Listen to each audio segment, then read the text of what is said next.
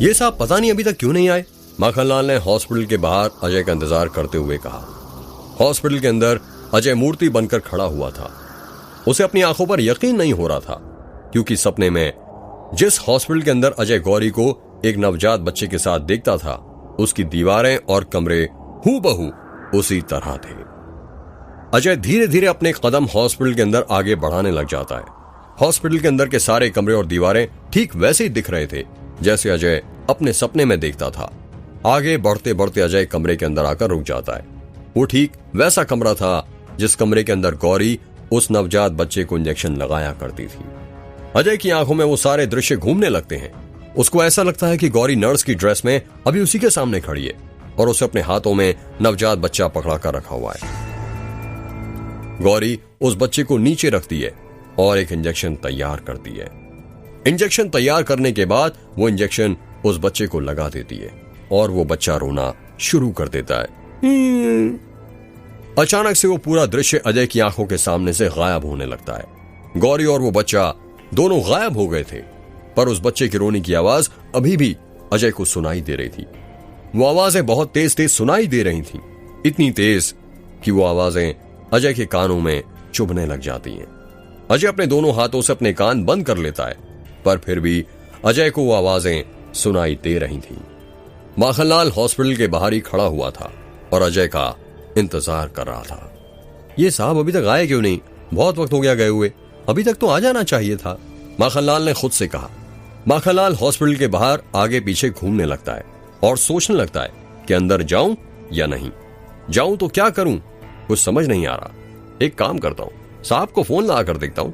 माखनलाल अपना मोबाइल निकालता है और अजय को फोन करने लग जाता है, पर नेटवर्क नहीं होने की वजह से अजय को फोन नहीं लगता है। शिट, मैं तो भूल ही गया था, इस भूतिया गांव में नेटवर्क तो मिलता ही नहीं है। लगता है मुझे अंदर जाना पड़ेगा। इतना कहकर माखनलाल हॉस्पिटल के अंदर जाने लगता है। साहब, कहाँ हैं आप साहब? माखनलाल ने हॉस्पिटल के अंदर अजय को ढूंढते हुए कहा। उजाले के लिए माखनलाल ने अपने मोबाइल का टॉर्च ऑन कर लिया था। साहब, कहाँ हैं आप? ये साहब भी पता नहीं कितने अंदर चले गए। खुद की जान तो खतरे में डालते ही हैं, साथ में मेरी भी, माखनलाल ने अजय को ढूंढते हुए कहा। माखनलाल अजय को ढूंढ ही रहा था कि तभी एक कमरे के अंदर माखनलाल को अजय बेहोश दिखाई देता है। अजय को बेहोश देखकर माखनलाल घबरा जाता है और भागते हुए अजय के पास जाता है। माखनलाल अजय को उठाते हुए कहता है, उठिए साहब, ये आपको क्या हो गया? उठिए साहब, मैंने तो पहले ही कहा था इस गांव में मत आइए, ये तो मनहूस है। माखनलाल अजय को उठाने लग जाता है। अजय धीरे से अपनी आंखें खोलता है। भोलेनाथ का शुक्र है साहब, उन्होंने आपको कुछ नहीं होने दिया, मेरी तो जान ही निकल गई थी। पर आप बताएंगे आपको हुआ क्या था, आप बेहोश कैसे हो गए? अजय मन ही मन सोचने लगता है कि यदि उसने अपने सपने के बारे में माखनलाल को बता दिया तो वो मुझे भी ये भूत प्रेत चुड़ैल के बारे में बोलने लगेगा। खुद तो डरता ही है, साथ में मुझे भी डराएगा। इसलिए अजय बात को छुपाते हुए कहता है, वो माखनलाल कुछ नहीं, वो आज खाना नहीं खाया था ना, इसलिए चक्कर आ गए थे।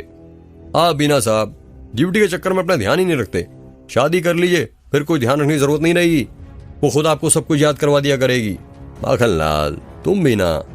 अब चलें साहब यहाँ से, यहाँ और नहीं रुकना। हाँ चलो। अजय और माखनलाल हॉस्पिटल से निकल जाते हैं। रात के 10 बज रहे थे और छत के ऊपर अर्जुन और समीर चेन स्मोकिंग कर रहे थे।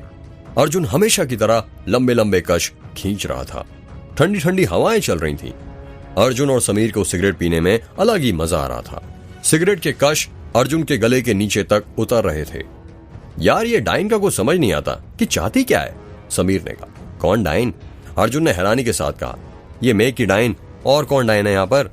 बेवकूफ, वो डाइन नहीं चुड़ैल है। यार क्या फर्क पड़ता है डाइन है या चुड़ैल? फर्क पड़ता है मेरे भाई, ठीक उस तरह जिस तरह रुद्र और पीयूष इंसान है, पर दोनों की कैरेक्टरिस्टिक्स तो अलग अलग है ना। वैसे डाइन और चुड़ैल अलग अलग होती हैं, हम इन्हें एक नहीं कह सकते। हम सबको पता है दुनिया में अलग अलग प्रकार की पारलौकिक ताकतों का अस्तित्व है। ठीक उसी प्रकार इन्हें उपयोग करने वाली शैतानी ताकतों के नाम भी अलग अलग होते हैं। सिर्फ नाम ही नहीं, चेहरा भी अलग होता है, ठीक हमारे इंसानों की तरह। क्या बात कर रहा है भाई? समीर ने हैरानी के साथ कहा। हाँ भाई सच बोल रहा हूँ, मैंने इन सबके बारे में पढ़ा है किताबों में। तुझे पता है भूत कैसे होते हैं? शायद जो मर जाते हैं, जिनकी आत्मा यहाँ पर भटकती रहती हैं, उन्हें भूत कहते हैं। समीर ने रुकते रुकते कहा। बिल्कुल ठीक कहा। वैसे हर भटकती आत्माओं को भूत की श्रेणी में रखा जाता है, ये उनके लिए कॉमन नाम है। वही प्रेत होते हैं। प्रेत मतलब? अरे प्रेत मतलब वे लोग जिनकी मौत परिवार वालों की वजह से होती है या उनके मरने के बाद अच्छे से अंतिम संस्कार की क्रिया नहीं करवाई जाती, उनकी भटकी रूह को ही प्रेत कहते हैं। तूने कभी हदल का नाम सुना है? यार अब ये हदल क्या होता है? समीर ने हैरानी के साथ कहा। हदल भी वो आत्माएं होती हैं जो बेवजह भटकती रहती हैं, बिना किसी वजह के। इनकी एक खास बात होती है। कैसी खास बात? ये किसी को नुकसान नहीं पहुंचाती हैं, इससे ठीक विपरीत होती हैं चेतकिन आत्माएं। ये क्या करती हैं? ये आत्माएं लोगों को अपने वश में करके उन्हें किसी की हत्या या आत्महत्या करने के लिए प्रेरित करती हैं। और यही नहीं सुना है कि ये आत्माएं तब तक उस इंसान का पीछा नहीं छोड़ती जब तक उसकी जान न चली जाए। क्या बात कर रहे हैं भाई, ये तो बहुत ही डरावनी आत्माएं। और भी आत्माएं होती हैं क्या? हाँ भाई, अभी तो मैंने तुझे बस एक दो ही नाम बताए हैं। और सुन, घने जंगलों में खेतों में रहने वाली आत्माओं को विरिकास कहा जाता है और कहते हैं वो लड़कियां जिनकी विवाह के कुछ ही दिन बाद मौत हो जाती है, उनकी आत्माएं बाद में शाकिनी बनती हैं, जो कि बहुत डरावनी लगती हैं। समीर अर्जुन की बात सुनकर लंबी लंबी सांसें लेने लग जाता है। फिर आती हैं कुत्ती चेतन आत्माएं। ये बच्चों की आत्माएं होती हैं जो अल्पायु यानी कम उम्र में ही मर जाते हैं। कम उम्र में मर जाने के कारण इनकी आत्माएं भटकने लग जाती हैं और ये आत्माएं गुड़िया डॉल खिलौनों में अपना निवास बनाते हैं, क्योंकि बच्चों को ज्यादातर लगाव उनके खिलौनों से ही होता है। वे जैसे एनाबेला मूवी की तरह उस गुड़िया में आत्माएं होती हैं, उस तरह। हाँ भाई, ठीक उस तरह आती हैं किचन आत्माएं। क्या कहा? किचन आत्माएं मतलब? समीर ने हैरानी के साथ कहा।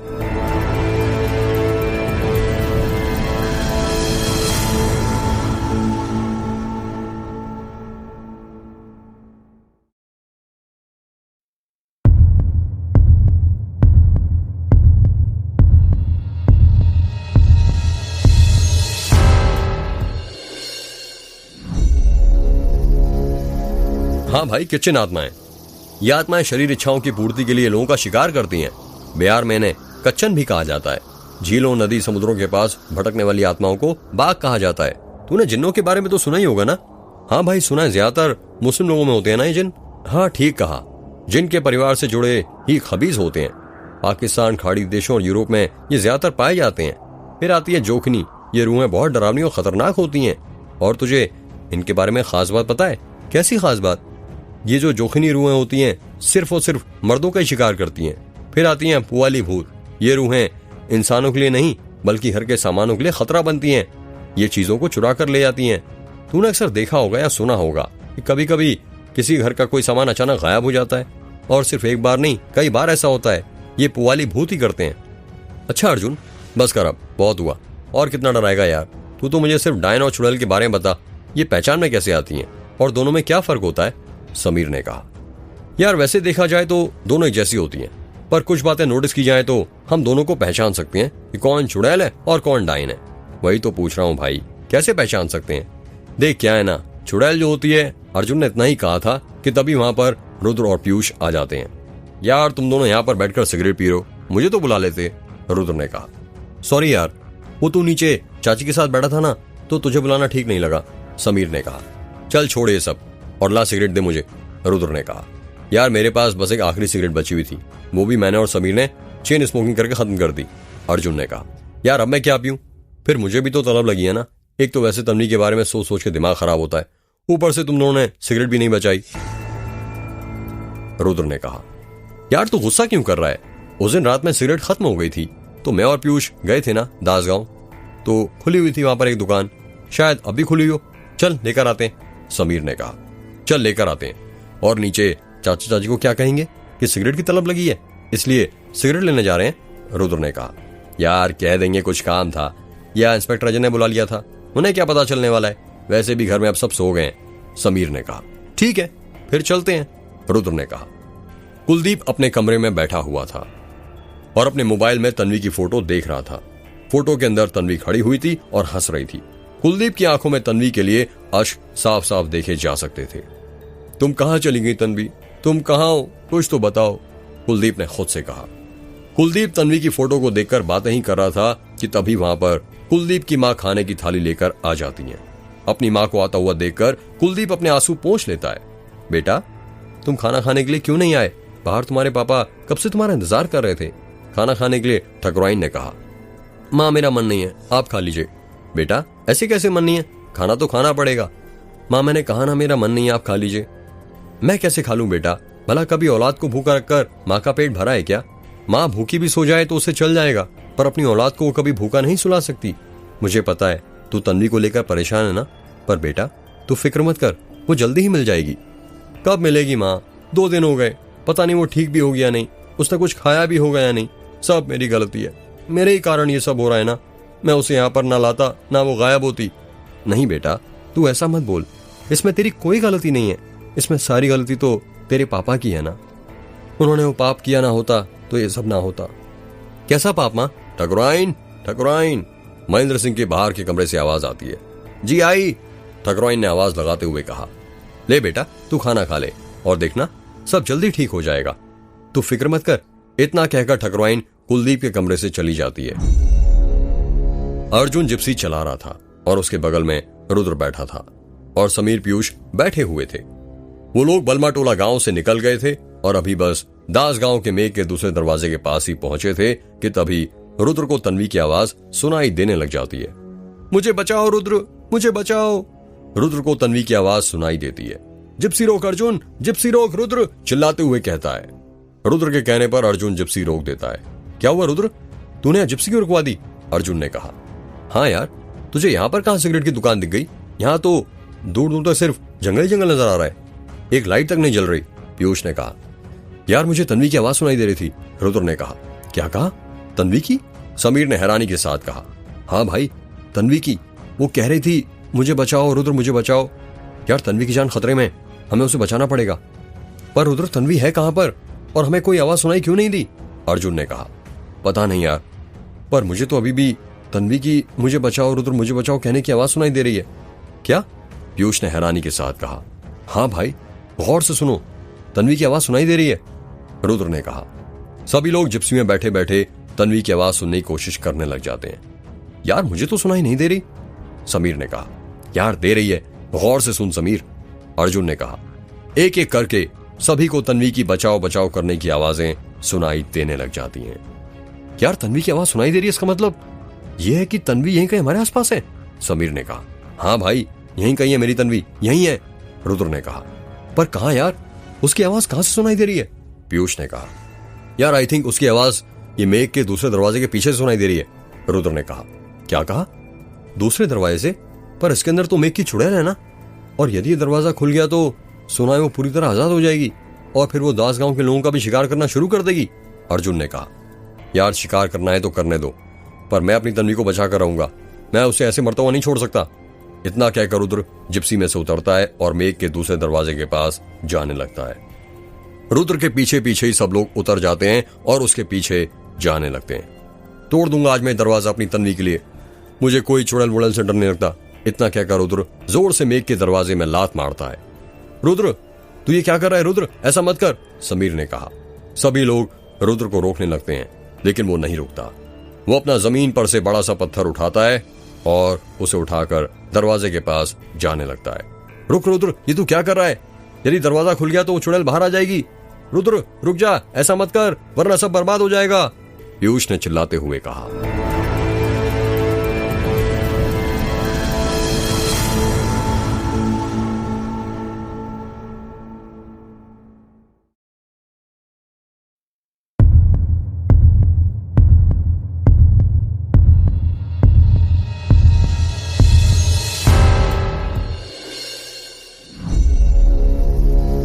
रुक जा रुद्र, तू ये क्या कह रहा है?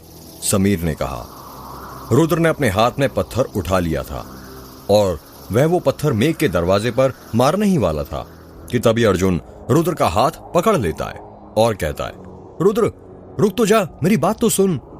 नहीं अर्जुन, मुझे कुछ नहीं सुनना है, मुझे सिर्फ मेरी तन्वी चाहिए और वो इस दरवाजे के पीछे है और मैं उसे उस कैद से बाहर निकाल कर ही रहूंगा, रुद्र ने गुस्से में कहा। रुद्र तन्वी की आवाज यहां से नहीं आ रही है, अर्जुन ने कहा। यहां से नहीं आ रही है तो कहां से आ रही है? रुद्र ने कहा।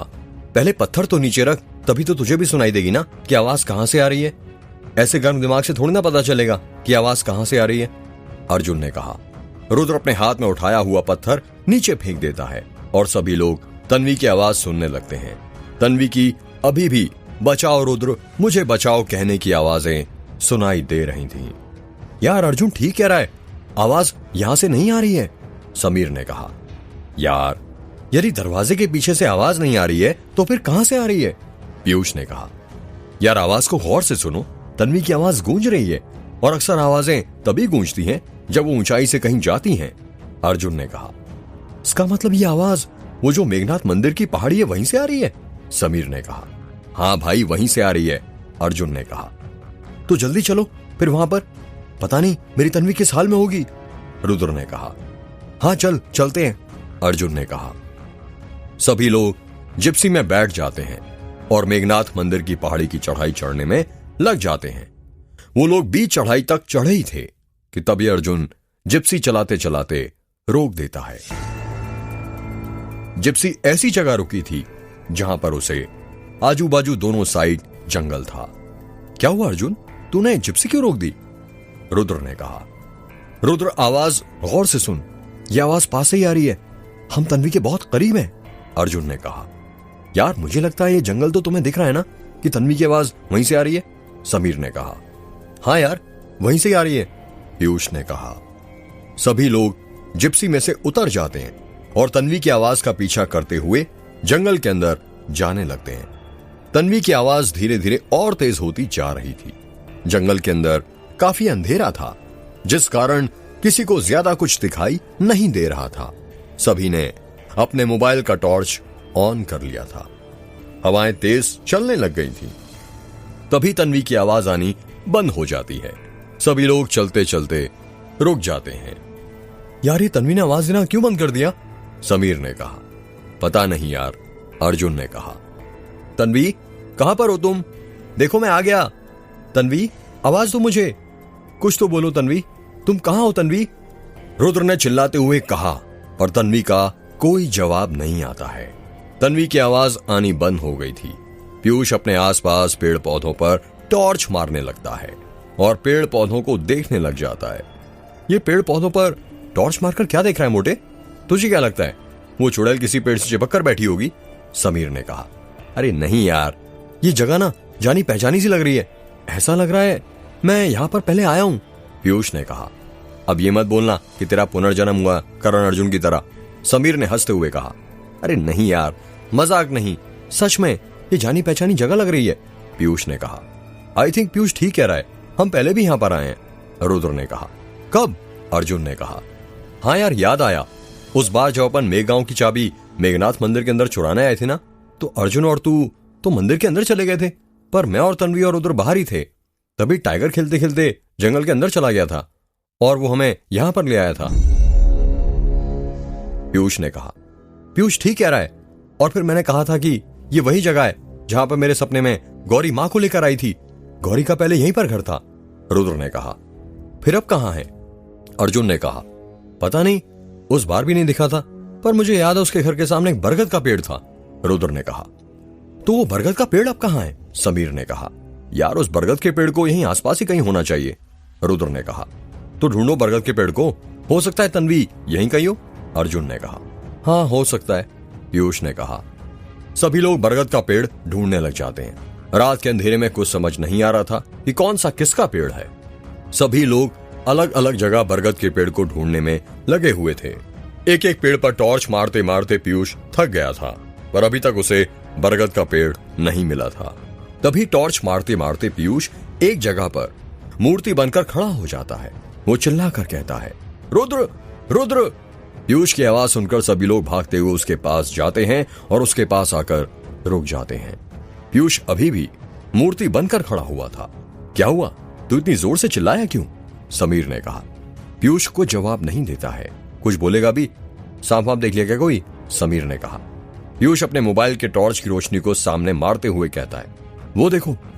सभी उस टॉर्च की रोशनी की ओर देखने लग जाते हैं। पीयूष ने एक बरगद के पेड़ की तरफ रोशनी की थी और उस बरगद के पेड़ के नीचे एक लाल साड़ी पहनकर एक औरत लेटी हुई थी।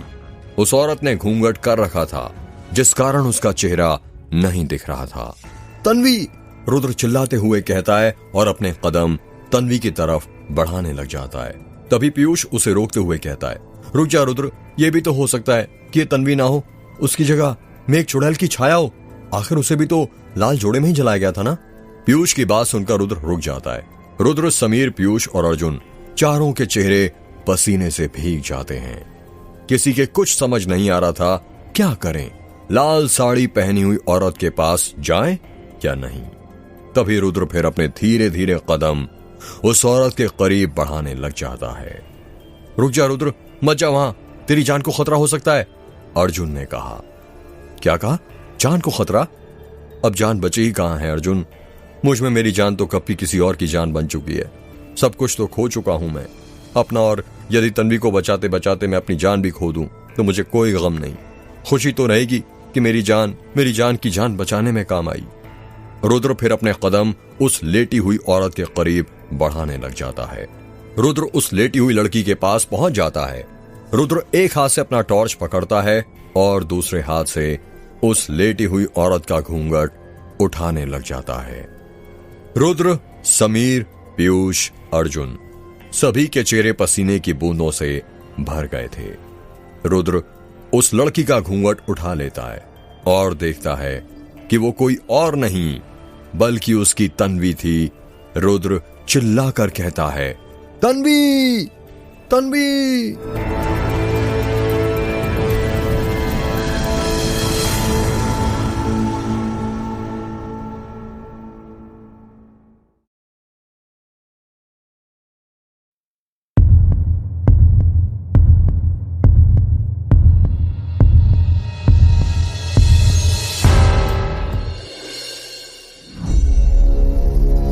जैसे ही रुद्र चिल्लाकर कहता है, तन्वी, अर्जुन, समीर और पीयूष भागते हुए तन्वी के पास आ जाते हैं।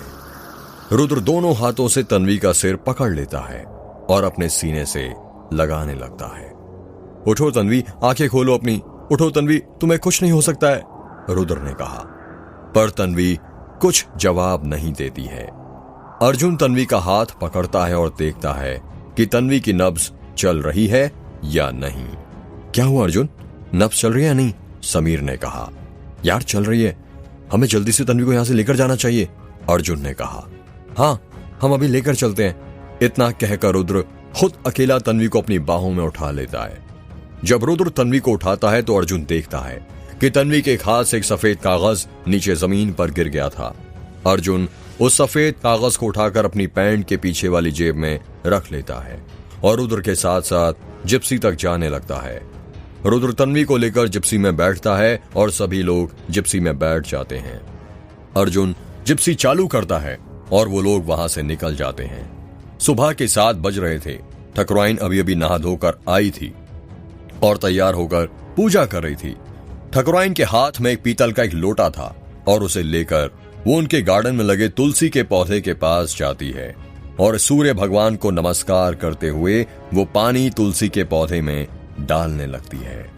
ठकुराइन के घर का नौकर लालू ठकुराइन को ये सब करते हुए बड़े गौर से देख रहा था। जैसे कि ठकुराइन की पूजा करके खत्म होती है, लालू उनके पास जाता है और कहता है, जय महाकाल मालकिन, जय महाकाल लालू, ठकुराइन ने कहा। हमें ना मालकिन ये तुलसी का पौधा बड़ा चमत्कारी लगता है। क्या कहा? चमत्कारी लगता है? पर क्यों लालू? चमत्कारी तो लगेगा ही ना मालकिन। पिछले कई सालों से हम देख रहे हैं, जब से ठाकुर साहब ने तुलसी का पौधा लगाया है तब से लेकर आज तक ये सूखा नहीं, वरना अक्सर तुलसी के पौधे 4-5 साल बाद अपने आप सूख जाते हैं। पर ये एक ऐसा तुलसी का पौधा है जो दिन ब दिन हरा भरा होता जाता है और आज तक नहीं सूखा। हाँ लालू, ये बात तो है। ठाकुर साहब ने बड़े ही श्रद्धा से लगाया था तुलसी का पौधा, शायद ये उसी का कमाल है, ये आज तक नहीं सूखा। तुम्हारे ठाकुर साहब कहते हैं, यदि तुलसी का पेड़ है जो दास गांव हमारी रक्षा कर रहा है, यही हमारे कर्ता धर्ता हैं, इसीलिए इनकी पूजा करना जरूरी है, चाहे कुछ भी हो जाए। पर तुलसी के पौधे की पूजा छूटनी नहीं चाहिए। हाँ वो तो है मालकिन, और वैसे भी तुलसी के पौधे की पूजा करने से घर में सुख समृद्धि भी आती है। हाँ सही कहा। चला बातें करना छोड़ लालू और कुछ काम कर ले, नाश्ते की तैयारी कर ले, ठाकुर साहब और कुलदीप बस उठते ही होंगे। जी मालकिन। इतना कहकर लालू किचन में नाश्ता बनाने के लिए जाने लग जाता है। ठकुराइन खड़े खड़े तुलसी के पौधे को निहारने लग जाती है। डॉक्टर माधवी रुद्र के घर में तन्वी का इलाज कर रही थी। तन्वी लेटी हुई थी और अभी भी बेहोश थी। उसको ग्लूकोज की बोतल लगाई गई थी। डॉक्टर माधवी इंजेक्शन तैयार करती हैं और तन्वी की कमर पर लगा देती हैं। डॉक्टर माधवी का तन्वी का इलाज करके हो गया था और वो उस कमरे से बाहर जाने लगती है। नीचे हॉल में सब लोग बैठे हुए थे। जैसे ही रुद्र डॉक्टर माधवी को नीचे आता हुआ देखता है, वो सोफे पर से उठ जाता है और भागते हुए डॉक्टर माधवी के पास जाता है और कहता है, अब कैसी है मेरी तन्वी की तबीयत? देखिए, घबराने की कोई जरूरत नहीं है, तन्वी को शाम तक होश आ जाएगा। डॉक्टर माधवी ने कहा। क्या कहा? शाम तक? इतनी लेट? तन्वी ठीक तो है ना? रुद्र ने कहा। हाँ रुद्र, तन्वी बिल्कुल ठीक है। 2 दिन से कुछ ना खाने की वजह से वो कमजोर हो गई है और मैंने ग्लूकोज की बोतल भी चढ़ा दी है, जिससे उसे कुछ ताकत मिल जाएगी।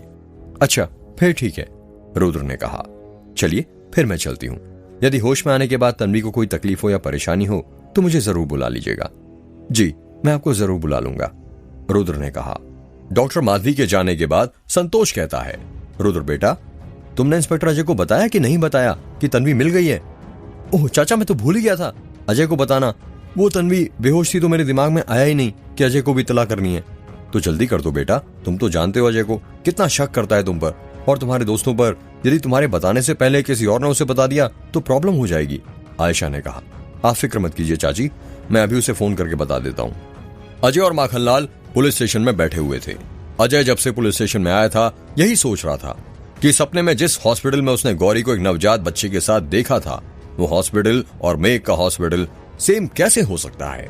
उसके कुछ समझ में नहीं आ रहा था कि गौरी को सपने में देखने का क्या मतलब था और वो सपना उसे ही क्यों देखा। अजय ने कई बार सोचा कि वो माखनलाल को इस बारे में बताए, पर उसने खुद मना कर दिया। उसने सोचा यदि वो माखनलाल से कहेगा तो फिर भूत प्रेत चुड़ैल वाली बात करने लग जाएगा। बहुत सोचने के बाद अजय माखनलाल से कहता है, माखनलाल सुनो। जी साहब बोलिए, माखनलाल ने कहा। वो इतना बोलते ही अजय चुप हो जाता है। वो क्या साहब, आगे भी तो बोलिए, वो से मैं क्या समझूं?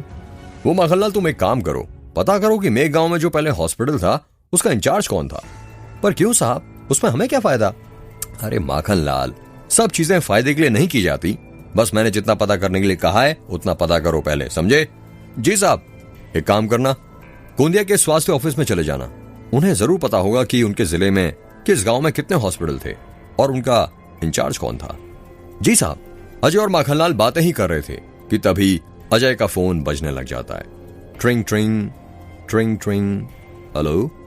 अजय फोन उठाते हुए कहता है, हेलो अजय, मैं रुद्र बोल रहा हूं। फोन के अंदर से आवाज आती है, हाँ अजय, वो तन्वी मिल गई है। क्या कहा? तन्वी मिल गई है? पर कब? अजय ने हैरानी के साथ कहा। वो कल रात में। कहां पर? वो पहाड़ी वाले रास्ते के जंगल में। पर तन्वी वहां पर क्या कर रही थी? ये मुझे कैसे पता होगा अजय? तन्वी अभी बेहोश है, तुम यहां आ जाओ, मैं तुम्हें सब बता दूंगा कि कब क्या कैसे हुआ। ठीक है, मैं आता हूं, कहते हुए अजय अपना फोन कट कर देता है। क्या हुआ साहब, बड़े परेशान लग रहे हैं आप? माखनलाल ने कहा। माखनलाल, तन्वी मिल गई है। क्या बात कर रहे हैं साहब, तन्वी मिल गई? पर आप फिर परेशान क्यों हैं? ये तो बहुत अच्छी बात है ना कि तन्वी मिल गई है। माखनलाल, परेशान करने वाली बात तो है, क्योंकि हमें रुद्र पर शक था कि उसने तन्वी को गायब करवाया है और अब उसे ही तन्वी मिल गई है। चलो छोड़ो ये सब और जिप्सी निकालो रुद्र के घर जाने के लिए। अब वहां पर जाकर ही पता चलेगा कि माजरा क्या है। जी साहब।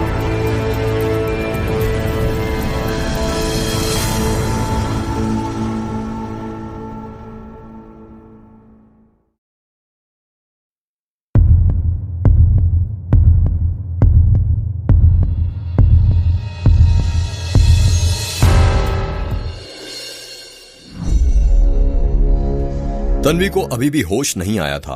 वो बेड पर लेटी हुई थी। उस कमरे में तन्वी के साथ सिर्फ रुद्र तन्वी के बेड के पास जमीन पर बैठा हुआ था। वो तन्वी को देखे जा रहा था। उसके चेहरे पर से नजर ही नहीं हट रही थी। तभी वहां पर अर्जुन आ जाता है। रुद्र, तू अभी तक यहीं पर बैठा हुआ है, फ्रेश नहीं हुआ? अर्जुन ने कहा। रुद्र अर्जुन की बातों का कुछ जवाब नहीं देता है। उसे देखकर ऐसा लग रहा था जैसे वो तो अपनी दुनिया में खोया हुआ है, जिसे अपनी सुध बुध का चैन ना हो। रुद्र, मैं कुछ पूछ रहा हूं, तू हाथ पैर धो ले। कब तक ऐसे यहां पर बैठा रहेगा? जब तक तन्वी को होश नहीं आ जाता अर्जुन, तब तक। और तब तक मैं तन्वी के मुंह से अपना नाम नहीं सुन लेता। मैं यहीं पर बैठा रहूंगा। रुद्र, तन्वी को होश आ जाएगा, तू टेंशन क्यों ले रहा है? पर पहले तू अपना तो ख्याल रख ले, तब तन्वी का ख्याल रख पाएगा ना। कल रात से तूने कुछ नहीं खाया, हाथ पैर धो ले, फिर नाश्ता भी कर लेना। नहीं अर्जुन, मुझे कुछ नहीं खाना, और प्लीज मुझे परेशान मत करो और कुछ देर के लिए मुझे और तन्वी को अकेला छोड़ दो। मैं उसके साथ वक्त बिताना चाहता हूँ, प्लीज अर्जुन। ठीक है, जैसी तेरी मर्जी। तेरी इज्जत के आगे कभी हमारी चली है क्या जो आज चलेगी? इतना कहकर अर्जुन उस कमरे से बाहर चला जाता है। उस कमरे में अब सिर्फ रुद्र और तन्वी थे। तन्वी बेड पर लेटी हुई थी और रुद्र तन्वी के पास बेड के नीचे बैठा हुआ था। रुद्र तन्वी को देखे जा रहा था और तन्वी बेड पर लेटी हुई थी। तभी अचानक से लाइट चली जाती है और कमरे के अंदर गर्मी बढ़ने लग जाती है। तन्वी पसीने से भीग जाती है। रुद्र के समझ नहीं आता वो क्या करे। तभी वो देखता है कि बेड के पास ही एक टेबल रखा हुआ था जिस पर हाथ से चलाने वाला पंखा रखा हुआ था। रुद्र वो पंखा उठाता है और तन्वी को हवा करने लग जाता है। रुद्र अपने एक हाथ से तन्वी को पंखा दे रहा था और दूसरे हाथ से तन्वी के माथे पर पसीने से भीगे बालों को दूर करने लग जाता है। जब रुद्र तन्वी के माथे से उसके भीगे बाल हटाता है तो उसको याद आता है वो पल जब रुद्र बीमार था और तन्वी उसकी सेवा कर रही थी। रुद्र बेड के ऊपर लेटा था और तन्वी रुद्र के रूम की सफाई कर रही थी। क्या करते हो रुद्र, अपना जरा सा भी ख्याल नहीं रखते? बोला था ना कि बारिश का मौसम चल रहा है, छतरी रख लिया करो। पर नहीं, हमें तो सुनना ही नहीं है ना। तुम्हें तो हीरो बनना है बारिश में भीग कर। तन्वी ने कमरे में झाड़ू लगाते हुए कहा। तन्वी, अब तबीयत खराब हो गई तो मैं क्या करूं? रुद्र ने बेड पर लेटे लेटे कहा। रुद्र, तबीयत तुम्हारी खराब होती है और जान मेरी निकल जाती है। मतलब तुम नहीं समझोगे। और देखो कितनी गंदगी फैला कर रखी है तुमने रूम पर। मुझे पहले ही बता देते कि तुम्हारी तबीयत खराब है, मैं पहले ही आ जाती। वो तो अच्छा हुआ कि आज मैं तुमसे मिलने आ गई, वरना मुझे तो तुम कभी बताते नहीं कि तुम्हारी तबीयत खराब है। और हाँ, बताओगे भी क्यों? मैं लगती ही क्या हूं तुम्हारी? तन्वी, सॉरी बाबा, मुझे लगा तुम परेशान हो जाओगी इसलिए नहीं बताया। हाँ सही कहा, मैं परेशान हो जाती ना। और अब क्या हो रही हूं? अब तो डबल परेशान हो रही हूं। कभी सोचा है यदि ज्यादा तबीयत खराब हो जाती तो क्या होता? तन्वी ने कमरे का सारा कचरा एक जगह इकट्ठा करते हुए कहा। सॉरी बोला ना बाबा, अब क्या जान लोगी मेरी? हाँ वो भी ले लूंगी, पहले तुम्हारे अंदर जान तो आने दो। तन्वी वो कचरा पॉलिथीन में भरती है और डस्टबिन में डालकर अपने हाथ धोने लग जाती है। हाथ धोने के बाद वो किचन में जाती है और कुकर में दलिया एक कटोरी में निकालती है। तन्वी रुद्र के पास जाती है और कहती है, चलो अब उठकर बैठो। पर क्यों? अरे उठो तो बाबा, वो मुझसे उठ नहीं हो रहा। ठीक है, मैं मदद करती हूँ। तन्वी वो दलिया की कटोरी टेबल पर रखती है और अपने दोनों हाथों से रुद्र को पकड़कर बैठाने लग जाती है। तन्वी के बाल खुले हुए थे। जब तन्वी रुद्र के करीब जाती है तो वो बाल रुद्र के चेहरे पर लगने लग जाते हैं। रुद्र उन जुल्फों की खुशबू सूंघने लग जाता है और उस खुशबू को सूंघकर मदहोश हो जाता है और अपनी आंखें बंद करके उस खुशबू को महसूस करने लग जाता है। जब तन्वी देखती है कि रुद्र अपनी आंखें बंद करके कहीं खोया हुआ है तो तन्वी कहती है, ये क्या कर रहे हो रुद्र? कुछ नहीं, कुछ भी तो नहीं, रुद्र ने कहा। तन्वी टेबल पर रखी दलिया की कटोरी उठाती है और चम्मच से रुद्र को दलिया खिलाने लगती है। तभी रुद्र कहता है, क्या कर रही हो तन्वी? मेरा मुंह जलाने का इरादा है क्या? देख तो लिया करो दलिया कितना गर्म है, अभी तक भाप निकल रही है। ठीक है बाबा, मैं ठंडा कर देती हूँ। तन्वी दलिये से भरे चम्मच को अपने होठ के करीब लाती है और फूंकने लगती है। रुद्र तन्वी को दलिया फूंकते हुए देख रहा था। दलिया ठंडा करने के बाद तन्वी अपने हाथों से रुद्र को वो दलिया खिलाने लग जाती है। तन्वी बार बार दलिये पर फूंक मार रही थी और रुद्र को दलिया खिलाई जा रही थी। रुद्र का ध्यान दलिये पर ना होने की जगह तन्वी पर था कि कैसे वो दलिये में फूंक मार रही थी। ऐसे क्यों देख रहे हो रुद्र? तन्वी ने रुद्र को दलिया खिलाते हुए कहा। देख रहा हूं कि मेरी होने वाली वाइफ अभी से कितनी मेरी सेवा कर रही है। कोई सेवा वेवा नहीं कर रही हूं मैं तुम्हारी, समझे? मैं तो बस अपना फर्ज अदा कर रही हूं। अच्छा जी हाँ, वो तो मैं बस ऐसा इसलिए कर रही हूं कि जब कभी मेरी तबीयत खराब हो तो तुम भी मेरी ऐसी सेवा करो। अरे इसकी फिक्र क्यों कर रही हो तुम? मैं कभी तुम्हारी तबीयत खराब ही नहीं होने दूंगा, हमेशा अपनी पलकों पर बिठा कर रखूंगा तुम्हें। अच्छा रुद्र, वैसे सोच कर देखो, मान लो तुम्हारी और मेरी शादी हो गई। अरे तन्वी, इसमें मानना क्या है, वो तो हो ही जाएगी। अरे मानो तो सही। ठीक है, मान लिया। और शादी के बाद कभी मेरी तबीयत खराब हो गई तो घर का सारा काम तुम कर दोगे ना? हाँ कर दूंगा ना, इसमें पूछने वाली क्या बात है? और यदि मम्मी जी ने कुछ बोला तो? तन्वी, मैं मम्मी को अच्छे से जानता हूं, वो कुछ नहीं बोलेंगी। और कभी कभी ज्यादा काम करके यदि मैं थक गई तो तुम मेरे हाथ पैर भी दबा दोगे ना? रुद्र कुछ जवाब नहीं देता। रुद्र बोलो, दबा दोगे ना मेरे हाथ पैर?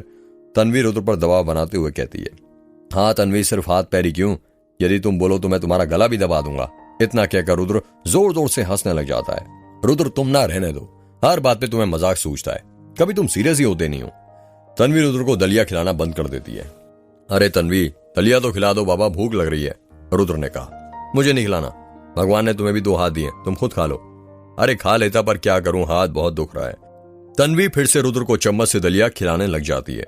तन्वी रुद्र को दलिया खिला ही रही थी कि तभी लाइट चली जाती है, पर तन्वी रुद्र को दलिया खिलाते रहती है। लाइट चले जाने से कमरे के अंदर गर्मी बढ़ने लगती है और तन्वी का चेहरा पसीने से भीगने लग जाता है।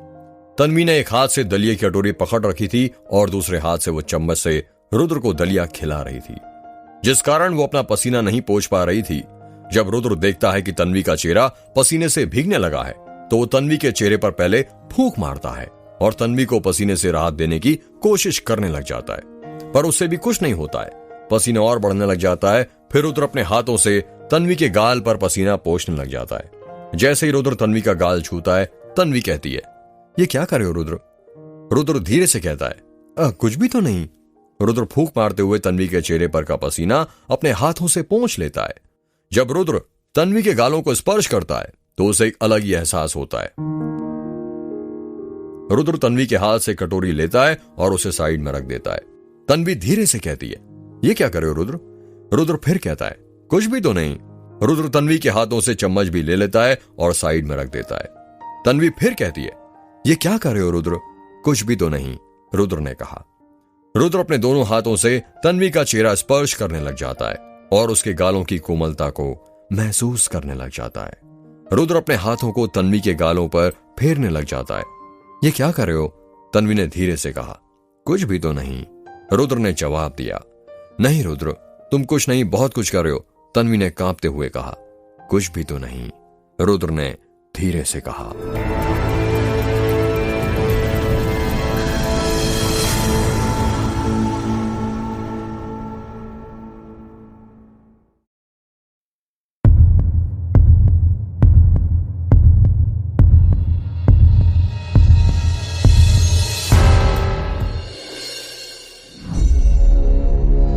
रुद्र, ओ रुद्र, तू ये क्या कर रहा है? लाइट तो कब की आ गई, तू ये अभी तक तन्वी को हाथों से पंखा क्यों दे रहा है? अर्जुन ने रुद्र को आवाज देते हुए कहा। अर्जुन की आवाज सुनकर रुद्र अपनी यादों में से बाहर आ जाता है। बताएगा, लाइट आने पर भी तू कहां खोया है? अर्जुन ने कहा। कहीं नहीं यार, बस ऐसे ही, रुद्र ने कहा। वो नीचे चल, इंस्पेक्टर अजय और माखनलाल आ गए, तुझे बुला रहे हैं। हाँ चल। रुद्र तन्वी के पास से उठता है और अर्जुन के साथ नीचे जाने लगता है। नीचे सभी लोग एक साथ खड़े हुए थे। तन्वी कहां पर है? अजय ने कहा। वो ऊपर वाले कमरे में, अभी भी बेहोश है, उसे होश नहीं आया, आयशा ने कहा। अच्छा वैसे रुद्र, अब तुम बताओगे तुम्हें तन्वी कैसे और कहां पर मिली? अजय ने कहा। वो हम लोग रात में बाहर जा रहे थे। रुद्र ने इतना ही कहा था कि तभी माखनलाल बीच में ही रुद्र को टोक देता है और कहता है, क्या कहा? बाहर जा रहे थे? रात में कौन बाहर जाता है? तुम्हें पता नहीं है क्या, तुम्हारे गांव में चुड़ैल घूमती है? माखनलाल, अजय ने चुप का इशारा करते हुए कहा। हाँ तो आगे बताओ रुद्र, अजय ने कहा। रुद्र अजय और माखनलाल को पूरी बात बता देता है कि तन्वी उन्हें कहां पर और कैसे मिली। तो तुम्हारा यह कहना है कि तन्वी तुम्हें गौरी का पहले जहां पर घर था वहां पर मिली? अजय ने कहा। हाँ अजय, रुद्र ने कहा। पर तन्वी वहां पर क्या कर रही थी? ये मुझे क्या पता होगा, ये तो उसी को पता होगा ना, रुद्र ने कहा। माखनलाल, बात को जम नहीं रही। यदि मुजरिम ने तन्वी को कुछ किया ही नहीं, ना ही फिरौती के लिए कॉल आया, तो उसने तन्वी का किडनैप किया ही क्यों?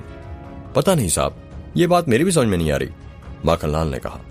कहीं ऐसा तो नहीं रुद्र की तन्वी का किडनैप तुमने ही किया हो, और जब मैं तुम पर और तुम्हारे दोस्तों पर शक करने लगा तो तुमने सोचा कहीं मैं फंस ना जाऊं, इसलिए तन्वी को सही सलामत वापस घर ले चलते हैं, अजय ने कहा। अजय, ये जब देखो तुम मुझ पर शक क्यों करते रहते हो? किस बात की दुश्मनी निकाल रहे हो मुझसे? रुद्र ने कहा। मैं कहां रुद्र कोई दुश्मनी निकाल रहा हूं, मैं तो बस अपना काम कर रहा हूं, और हमारा काम है लोगों पर शक करना और मुजरिम के मुंह से सच उगलवाना। वैसे ये बताओ, तुमने महेंद्र सिंह को बताया कि नहीं बताया कि तन्वी मिल गई? वो तो हम बताने ही भूल गए, आयशा ने कहा। कमाल करते हैं आप लोग भी, जिसके घर की अमानत है उसे ही नहीं बताया। उनकी अमानत मिल चुकी है। महेंद्र सिंह से तो आपके पुराने ताल्लुकात है ना, आपको तो ये उन्हें मुझे बताने से पहले ही बता देना चाहिए था, अजय ने कहा। वो हमारे दिमाग से निकल ही गई ये बात, मैं अभी उन्हें फोन करके बता देता हूं, संतोष ने कहा। मेहरबानी होगी आपकी, अजय ने कहा। संतोष महेंद्र सिंह को फोन करता है। हेलो महेंद्र सिंह जी, संतोष ने कहा। जी, संतोष जी बोले। फोन के अंदर से महेंद्र सिंह आवाज आती है। वो आपकी बहू तन्वी मिल गई है और वो अभी हमारे घर पर है। क्या कहा? हमारी बहुरानी मिल गई? ये तो बहुत अच्छी बात है। हम बस अभी यहाँ का काम खत्म करके निकलते हैं, हम शाम तक पहुंच जाएंगे वहां पर। जी अच्छा ठीक है, फिर आप आइएगा। इतना कहकर संतोष फोन कट कर देता है। मैंने महेंद्र सिंह जी को बता दिया है, वो शाम तक आ जाएंगे। अभी किसी जरूरी काम से वो गोंदिया गए हैं, संतोष ने कहा। तो ठीक है, फिर हम भी निकलते हैं। जब तक तन्वी को होश नहीं आता हम केस की आगे तहकीकात नहीं कर सकते कि किसने उसे किडनैप किया था और 2 दिन तक वो कहां पर थी। जी ठीक है, आयशा ने कहा। अजय और माखनलाल वहां से चले जाते हैं। शाम हो गई थी और शाम के 7 बज रहे थे। रुद्र तन्वी के साथ ही उसके कमरे में बैठा हुआ था, पर तन्वी को अभी तक होश नहीं आया था। रुद्र के कुछ समझ नहीं आ रहा था कि वो क्या करें। वो बार बार यही सोचे जा रहे थे कि तन्वी को अभी तक होश क्यों नहीं आया, कहीं उस चुड़ैल ने उसे कुछ कर तो नहीं दिया। तभी अचानक से तन्वी की उंगलियां हिलने लग जाती हैं। तन्वी की उंगलियां हिलते हुए देख रुद्र खुश होने लगता है। पानी, तन्वी ने धीरे से कहा। तन्वी की आंखें अभी भी बंद थीं। रुद्र झट से बैठ के बगल में रखी टेबल के ऊपर की कांच की गिलास उठाता है और तन्वी को अपने हाथों से लेटे लेटे पानी पिलाने लग जाता है। तन्वी की आंखें अभी भी बंद थीं। रुद्र अपने हाथों से तन्वी को पानी पिला ही रहा था कि तभी उस कमरे में महेंद्र सिंह, कुलदीप, आयशा, संतोष और रुद्र के दोस्त आ जाते हैं। रुद्र को अपने हाथों से तन्वी को पानी पिलाते हुए देख कुलदीप को मन ही मन गुस्सा आने लगता है, पर जब वो तन्वी को सही सलामत देखता है तो अपने गुस्से को मार देता है और तन्वी के पास जाता है और तेज आवाज कहता है, तन्वी तुम ठीक तो हो ना? उठो तन्वी, कुछ जवाब दो। रुद्र अपने हाथ की उंगली मुंह पर रखते हुए धीरे से कुलदीप से कहता है, चुप हो जाओ और धीरे बोलो, मेरी तन्वी आराम कर रही है। क्या कहा मेरी तन्वी? ओ मिस्टर, तुम हो कौन और मेरी पत्नी को अपनी तन्वी क्यों बोल रहे हो?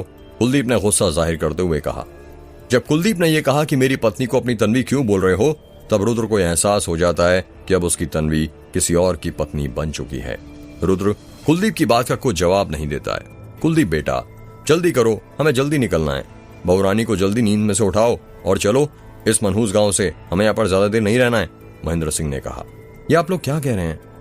आपको दिख नहीं रहा तन्वी अभी बीमार है? रुद्र ने कहा। ओ मिस्टर, वो मेरी वाइफ है और मेरी मर्जी, मैं उसे जब चाहूं जहां चाहूं ले जाऊं। तुम होते कौन हो बीच में बोलने वाले? कुलदीप ने कहा। मैं उसका दोस्त हूं, समझे? दोस्त हो तो सिर्फ दोस्त ही रहो, समझे? तन्वी की ज्यादा फिक्र मत करो, समझे? उसका ख्याल रखने के लिए मैं हूं, कुलदीप ने कहा। तुम दोनों इस कमरे से बाहर निकलकर बात करोगे? दिख नहीं रहा तन्वी बीमार है, उसे आराम की सख्त जरूरत है और तुम दोनों हो कि झगड़ने पर लगे हो, अनन्या ने कहा। अनन्या को छोड़कर उस कमरे से सभी लोग बाहर चले जाते हैं। देखिए संतोष जी, आपने हमारी बहू का ख्याल रखा, उसके लिए बहुत बहुत शुक्रिया। अब हम अपनी बहू को यहाँ से ले जा रहे हैं। किसी और के घर पर रात भर बहू का रहना ठीक नहीं है। पर महेंद्र सिंह जी, ये किसी और का घर कहाँ? ये भी तो आपका ही घर है। बड़े भैया के साथ कितने अच्छे संबंध है आपके, संतोष ने कहा। देखिए, आपका कहना ठीक है, पर आपको भी पता है अब आपका गांव सुरक्षित नहीं है। वो चुड़ैल आपके गांव में भटकती रहती है और हम बार बार अपनी जान को खतरे में डालकर यहाँ पर नहीं आ सकते हैं। ये बात सुनकर आयशा को गुस्सा आ जाता है और कहती है, ए जी, जिसे अपनी बहू को ले जाना है ले जाए, हम भी यहाँ पर किसी की सेवा करने के लिए नहीं बैठे हैं। लोग तो तभी नहीं आते जब घर में कोई गुजर जाता है। देख लिया मैंने भी कि अब रिश्तों की कोई अहमियत नहीं रखी है। जाओ कुलदीप बेटा, बहू को लेकर आओ, महेंद्र सिंह ने कहा। कुलदीप ऊपर वाले कमरे में जाता है और तन्वी को अपनी बाहों में उठाकर ले आता है। तन्वी अभी भी बेहोश थी। तन्वी को किसी और की बाहों में देखकर रुद्र मन ही मन जलने लग जाता है, पर वो कुछ नहीं कर सकता था क्योंकि तन्वी अब किसी और की हो गई थी। कुलदीप और महेंद्र सिंह तन्वी को लेकर वहां से चले जाते हैं।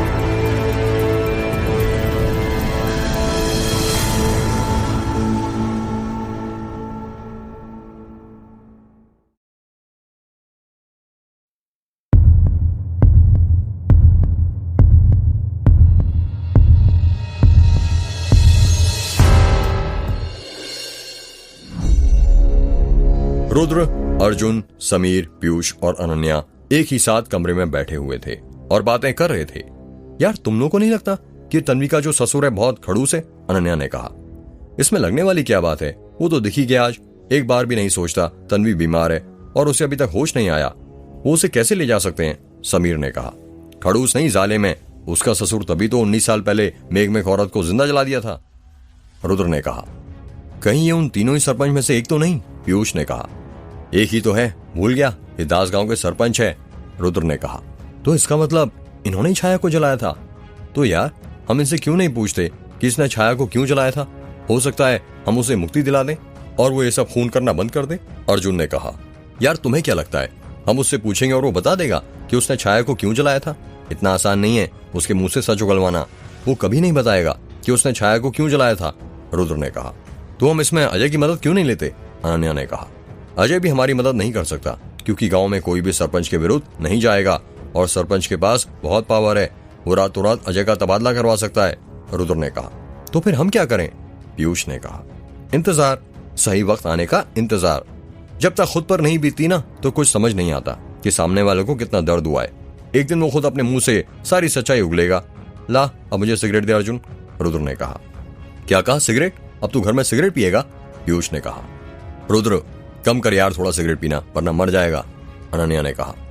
मर तो कब का गया हूं अनन्या, उसी वक्त जब तन्वी किसी और की बन गई। रुद्र ने कहा। अर्जुन अपनी जेब में से सिगरेट का पैकेट देखने लग जाता है। जब वो अपनी पैंट की पीछे वाली जेब में हाथ डालता है तो उसके हाथ में कागज आता है। वो मन ही मन सोचने लगता है कि ये कौन सा कागज है।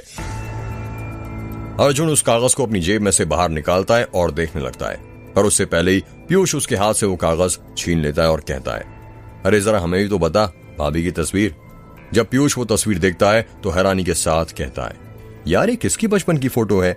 लग तो रुद्र की तरह रहा है। दिखा दिखा। सभी एक एक करके फोटो देखने लगते हैं। उस फोटो में रुद्र स्कूल की ड्रेस में था और उसकी उम्र करीब 7 साल होगी। यार ये रुद्र की फोटो तेरे पास कहां से आई? अनन्या ने कहा। अर्जुन याद करते हुए कहता है, यार याद आया, वो जब रुद्र तन्वी को पहाड़ी वाले रास्ते पर से उठा रहा था तो उसके हाथ में ही गिरा था, तो मैंने उसे उठाकर अपनी जेब में रख लिया था। जरा दिखाना फोटो। रुद्र ने कहा। रुद्र जब उस फोटो को देखता है तो कहता है, यार ये तो वही फोटो है। यही फोटो का मतलब? समीर ने कहा। यार एक बात है जो अजय ने मुझे किसी को भी बताने से मना किया था, पर मैं तुम लोगों को बता देता हूँ। पिछली बार जब तुम लोग आए थे ना तो अजय और माखनलाल उस भिखारी की झोपड़ी में गए थे और वहां उसकी झोपड़ी के अंदर उन्हें एक संदूक मिली थी और उसके अंदर उन्हें मेरे बचपन की फोटो मिली थी। क्या कहा? तेरे बचपन की फोटो? पर तेरे बचपन की फोटो उस भिखारी के पास क्या कर रही थी? अनन्या ने कहा। पता नहीं यार। रुद्र ने कहा। उस भिखारी के पास क्या कर रही थी ये सब छोड़ो, ये सोचो ये फोटो तन्वी के हाथ में क्या कर रही थी, वो इस फोटो के साथ क्या करने वाली थी? अर्जुन ने कहा। यार और भी हैरान करने वाली बात तो ये है कि ये फोटो तो अजय ने अपने पास सबूत के तौर पर रखी थी, ये तन्वी के पास कैसे पहुंची? वो कब पुलिस स्टेशन गई? रुद्र ने कहा। मुझे लगता है हमें ये फोटो अजय को वापस देना चाहिए। समीर ने कहा। मुझे नहीं लगता, क्योंकि यार हो सकता है कि इस फोटो का रुद्र के साथ कोई कनेक्शन हो, हमें इसे अपने पास रखना चाहिए। अर्जुन ने कहा। पर इस फोटो का क्या कनेक्शन हो सकता है रुद्र के साथ? पीयूष ने कहा। वो तो वक्त आने पर ही पता चलेगा, रात हो गई है, हमें सो जाना चाहिए। अर्जुन ने कहा। हाँ ठीक कहा, अनन्या ने कहा। अनन्या स्वाति कमरे में सोने चली जाती है और बाकी सब लोग रुद्र के कमरे में सो जाते हैं। रात के 12 बज रहे थे और महेंद्र सिंह अपने घर में हिलने वाली कुर्सी के ऊपर बैठा हुआ था, जो बार बार आगे पीछे घूम रही थी। कमरे की लाइट बंद थी, जिस कारण कमरे के अंदर काफी अंधेरा था। महेंद्र सिंह की आंख लगी हुई थी, तभी उसकी आंखों में वो दृश्य घूमने लग जाता है जब उसने बलमा टोला और मेघगांव के सरपंच और अपने साथियों के साथ मिलकर छाया को जलाया था। महेंद्र सिंह देखता है कि उसके कुछ आदमी छाया की साड़ी उतारकर उसे बरगद के पेड़ से बांध देते हैं और मिट्टी का तेल उसके ऊपर डालकर उसे अग्नि के हवाले कर देते हैं। छाया बार बार चीख रही थी, छोड़ दो मुझे, मुझे मत जलाओ, पर कोई उसकी बात नहीं सुन रहा था। छाया का जलता हुआ शरीर बार बार महेंद्र सिंह की आंखों में घूम रहा था। उसकी बचाओ बचाओ की चीखें महेंद्र सिंह के कानों में गूंजने लग जाती हैं। छाया जलने लगती है और उसके साथ वो बरगद का पेड़ भी जल जाता है जिससे छाया को बांधा गया था। छाया के जलते वक्त उसके मुंह से बोले गए आखिरी अल्फाज साधु साधु साधु महेंद्र सिंह के कानों में गूंजने लगते हैं। साधु साधु की आवाजें महेंद्र सिंह के कानों में बार बार गूंज रही थीं। तभी अचानक से महेंद्र सिंह की नींद खुल जाती है और वो सोचने लगता है, इतने सालों बाद ये सपना मुझे क्यों दिखा और उस चुड़ैल की आवाजें क्यों गूंज रही हैं मेरे कानों में? कहीं वो आजाद तो नहीं हो गई? सपने में छाया को जलता हुआ देखकर महेंद्र सिंह बहुत डर गया था। डर के कारण उसका गला सूखने लग जाता है। महेंद्र सिंह कुर्सी पर से उठता है और कमरे से बाहर जाने लगता है। जैसे ही वो कमरे से बाहर जाता है, वो देखता है जिस कुर्सी पर वो बैठा था वो कुर्सी अपने आप हिलने लग गई थी। कुर्सी आगे पीछे हिल रही थी। उसके हिलने की आवाजें महेंद्र सिंह को साफ सुनाई दे रही थीं। महेंद्र सिंह सोचने लगता है कि ये कुर्सी अपने आप कैसे हिलने लग गई, अभी तो थोड़ी देर पहले तो ठीक थी। महेंद्र सिंह उस कमरे से बाहर चला जाता है और पानी पीने लगता है। जब वो पानी पी रहा था तभी उसे ऐसा लगता है कि जैसे किसी ने उसके कान में साधु बोला हो। महेंद्र सिंह पीछे मुड़कर देखता है पर उसे कोई दिखाई नहीं देता है। महेंद्र सिंह सोचने लगता है कि उसके साथ ये सब क्या हो रहा है। महेंद्र सिंह अपने कमरे की तरफ जाने लगता है, तभी उसे चूड़ियों की खनखनाने की आवाज सुनाई देने लगती है। चूड़ियां खनखनाने की आवाज लगातार तेज होती जा रही थी। महेंद्र सिंह सोचने लगता है कि कहीं मेघ की चुड़ैल उसके घर के अंदर तो नहीं आ गई।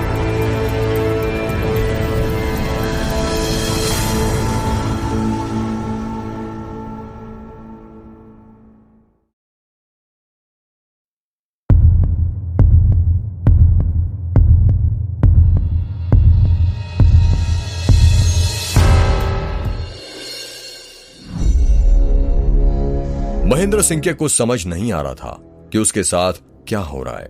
उसको लगता है हवेली सुनसान होने के कारण उसे ये सब महसूस हो रहा है। खन खन खन चूड़ियां खनकने की आवाज अभी भी उसे सुनाई दे रही थी। खन खन चूड़ियां खनकने की आवाजें और तेज हो जाती है। तभी अचानक महेंद्र सिंह को लगता है कि कोई पायल पहनकर उसके पीछे से भाग कर गया है। छन छन छन की आवाज सुनाई देती है। जब महेंद्र सिंह पीछे मुड़कर देखता है तो उसे कोई दिखाई नहीं देता है। तभी अचानक से कहीं से लाल साड़ी पहने एक औरत आ जाती है और सीढ़ियों के ऊपर भागने लगती है। जब महेंद्र सिंह उस औरत को भागते हुए देखता है तो दंग रह जाता है और सोचने लगता है ये कौन है, कौन है, ऊपर कौन है। महेंद्र सिंह डर डर के आवाज लगाते हैं पर कोई जवाब नहीं आता। फिर से चूड़ियों के खनकने की आवाज आती है, खन खन खन। महेंद्र सिंह धीरे धीरे अपने कदम सीढ़ियों की तरफ बढ़ाने लग जाता है और सीढ़ियां चढ़ने लग जाता है। जैसे जैसे वो सीढ़ियां चढ़ता हुआ जा रहा था, चूड़ियां बजने की आवाजें महेंद्र सिंह के करीब आती जा रही थीं। महेंद्र सिंह सीढ़ियां चढ़ते वक्त यही सोच रहा था, इतनी रात में चूड़ियां पहनकर ऊपर कौन घूम रहा होगा। महेंद्र सिंह डरते डरते सीढ़ियां चढ़ जाता है। जब वो ऊपर पहुंचता है तो देखता है अंधेरे में लाल साड़ी पहने तन्वी खड़ी हुई थी। तन्वी महेंद्र सिंह को देखकर हंसने लगती है। तन्वी बेटा तुम, महेंद्र सिंह ने कहा। जैसे ही महेंद्र सिंह ने तन्वी का नाम लिया, तन्वी वहां से भागने लगती है। रुको तन्वी बेटा, रुको, कहां जा रही हो, महेंद्र सिंह ने तन्वी को आवाज लगाते हुए कहा। पर तन्वी महेंद्र सिंह की बात नहीं सुनती और वहां से भागने लगती है। महेंद्र सिंह तन्वी का पीछा करने लग जाते हैं और घर की सारी लाइटें बंद थी, जिस वजह से ज्यादा कुछ दिखाई नहीं दे रहा था। महेंद्र सिंह तन्वी का पीछा करने लग जाता है। पीछा करते करते अचानक से एक बड़ी सी कांच की खिड़की आती है और तन्वी उसमें घुसकर गायब हो जाती है। ऐसा लगता है जैसे तन्वी खिड़की में से घुसकर दूसरी साइड निकल गई हो। महेंद्र सिंह सोचने लग जाता है कि अचानक तन्वी कहां गायब हो गई। महेंद्र सिंह खिड़की के पास जाता है और खिड़की का कांच खोलकर खिड़की के बाहर देखने लग जाता है। रात होने की वजह से बाहर बहुत अंधेरा था। महेंद्र सिंह को गार्डन में ज्यादा कुछ नजर नहीं आ रहा था। महेंद्र सिंह को लगता है ये उसका सिर्फ वहम था, इसलिए वो वापस से खिड़की का कांच लगाने लग जाता है। महेंद्र सिंह खिड़की का कांच लगा ही रहा था कि तभी उसकी नजर गार्डन के बाहर लगे दरवाजे पर पड़ती है और वो देखता है कि दरवाजे के पास तन्वी लाल साड़ी पहनकर खड़ी हुई थी। तन्वी के बाल खुले हुए थे और वो महेंद्र सिंह को ही घूरे जा रही थी। तन्वी की आंखें लाल हो गई थीं। महेंद्र सिंह सोचने लग जाता है एकदम से तन्वी वहां पर कैसे पहुंच गई, वो तो अभी घर के अंदर थी। महेंद्र सिंह पूरी तरह पसीने से भीग जाता है। पानी पीने के बावजूद फिर से उसका गला सूखने लग गया था। तभी अचानक से कोई उसके कंधे पर हाथ रखता है। महेंद्र सिंह सोचने लगता है मेरे कंधे पर किसका हाथ है। महेंद्र सिंह धीरे धीरे अपनी मुंडी पीछे घुमाने लग जाता है। जब वो पीछे मुड़ता है तो देखता है उसके पीछे कुलदीप खड़ा हुआ था। पापा आप यहाँ पर क्या करें, कुलदीप ने महेंद्र सिंह से पूछा। वो बेटा, महेंद्र सिंह ने घबराते हुए कहा। वो क्या पापा, वो बेटा बाहर तन्वी खड़ी है। क्या कहा? तन्वी खड़ी है? कहां पर पापा? कुलदीप ने हैरानी के साथ कहा। वो देखो बेटा। महेंद्र सिंह ने हाथ से बाहर की तरफ इशारा करते हुए कहा। कुलदीप बाहर खिड़की के बाहर देखने लग जाता है, पर उसे वहां पर कोई दिखाई नहीं देता। कहां पर कोई खड़ा है पापा? वहां पर तो कोई नहीं है। और वैसे भी तन्वी वहां पर कैसे हो सकती है? वो तो मेरे कमरे में आराम कर रही है, उसे होश नहीं आया अभी तक पापा। नहीं बेटा, मैं सच बोल रहा हूं, तन्वी यही थी बाहर गेट के पास। पापा, ये सब आपके मन का वहम है और कुछ नहीं। आप मेरे साथ चलिए मेरे कमरे में, मैं आपको दिखाता हूं तन्वी कहां पर है। कुलदीप महेंद्र सिंह का हाथ पकड़ता है और अपने कमरे में ले जाने लगता है। कुलदीप और महेंद्र सिंह उसके कमरे के पास पहुंच जाते हैं। वो देखिए पापा, तन्वी अभी तक लेटी हुई है, उसे कहां होश आया है और आप कह रहे हैं कि वो बाहर खड़ी है, ऐसा कैसे हो सकता है? पर बेटा मैं सच बोल रहा हूं, मैंने देखा था तन्वी गार्डन के गेट के पास। पापा, ये सब आपके मन का वहम है और कुछ नहीं। और वैसे भी आज हम गोंदिया भी गए थे ना, तो आप बहुत थक गए होंगे, हो सकता है थकान होने के कारण हो रहा हो। आप जाइए और सो जाइए, पूरी नींद होगी तो आपको ऐसा नहीं लगेगा। हाँ बेटा, शायद तुम ठीक कह रहे हो, मुझे सोने चला जाना चाहिए। इतना कहकर महेंद्र सिंह अपने कमरे की तरफ जाने लगता है। महेंद्र सिंह चलते चलते सोचने लगता है कि ये थकान की वजह से नहीं हो रहा है, जरूर कुछ और बात है, ये मेरा भ्रम नहीं हो सकता। मुझे कल पुजारी जी से इस बारे में बात करनी ही पड़ेगी, कहीं वो चुड़ैल मेरे घर में तो नहीं आ गई। महेंद्र सिंह अपने कमरे में जाता है और ठकुराइन के बगल में लेटकर सो जाता है। सुबह के 10 बज रहे थे। ठकुराइन खाने की तैयारी कर रही थी और महेंद्र सिंह अपने नौकर लालू के साथ मेघनाथ मंदिर गया हुआ था। कुलदीप अभी भी नहा कर आया था और कपड़े पहनकर आईने के सामने खड़े होकर अपने बाल जमा रहा था। तन्वी अभी भी बेड पर लेटी हुई थी। तभी तन्वी की हाथ की उंगली हिलने लगती है और उसे होश आ जाता है। जब वो अपनी आंखें खोलती है तो देखती है कि कुलदीप आईने के सामने खड़े होकर अपने बाल जमा रहा था। पानी पानी, तन्वी ने कहा। जब कुलदीप तन्वी की आवाज सुनता है तो उसी वक्त कंघी को नीचे रख देता है और तन्वी के पास जाता है। तन्वी, तुम्हें होश आ गया तन्वी? कुलदीप ने कहा। पानी पानी, तन्वी ने कहा। हाँ बस 2 मिनट, अभी देता हूँ। कुलदीप गिलास में पानी निकालता है और तन्वी को अपने हाथों से पिलाने लग जाता है। पर तभी तन्वी धीरे से उठती है और कुलदीप के हाथ से गिलास लेकर पानी पीने लग जाती है। अरे तन्वी, तुम तकलीफ क्यों कर रही हो? मैं पिला रहा था ना। तन्वी कुलदीप के सवाल का कोई जवाब नहीं देती है। अब तुम ठीक तो हो ना तन्वी? कुलदीप ने कहा। हाँ कुलदीप, अब मैं ठीक हूँ, तन्वी ने धीरे से कहा। भोलेनाथ का लाख लाख शुक्र है, उन्होंने तुम्हें ठीक कर दिया, वरना मेरी तो जान ही निकल गई थी। कुलदीप, तुम ना बहुत फिक्र करते हो मेरी, इतनी फिक्र मत किया करो। अब हम सफर बनाए तो फिक्र तो करनी पड़ेगी ना, अपने जीवन साथी को ऐसी थोड़ी छोड़ सकता हूँ। कुलदीप के कहते ही अचानक से तन्वी के चेहरे के एक्सप्रेशन बदल जाते हैं। ऐसा लग रहा था जैसे तन्वी को कुलदीप का उसे जीवन साथी कहना पसंद नहीं आया हो। अरे कुलदीप बेटा, तन्वी को होश आ गया? ठकुराइन ने कमरे के अंदर आते हुए कहा। हाँ माँ, आ गया, कुलदीप ने कहा। अब कैसी है बहू तुम्हारी तबीयत? ठीक है आंटी जी। आंटी जी नहीं बेटा, मम्मी बोलो हमें, बहू हो तुम हमारी। सॉरी मम्मी जी, वो नए नए रिश्ते हैं ना, तो गलती से मुंह से निकल गया आंटी। कोई बात नहीं बहू, धीरे धीरे सब सीख जाओगी। अरे जिस काम के लिए मैं आई थी वो तो भूल ही गई। वो कुलदीप बेटा, इंस्पेक्टर अजय आए हैं और उन्हें तन्वी से कुछ सवाल पूछने। माँ, आप उन्हें ऊपर ही बुला लीजिए ना, तन्वी को अभी अभी तो होश आया है, वो कैसे नीचे आ सकती है?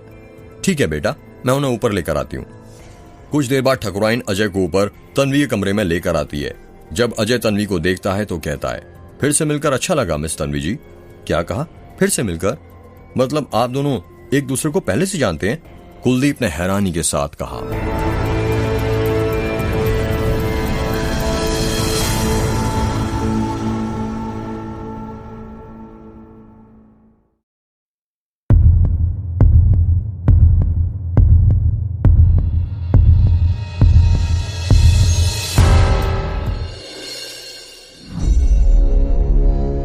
तन्वी कुलदीप की बात का कुछ जवाब नहीं देती है।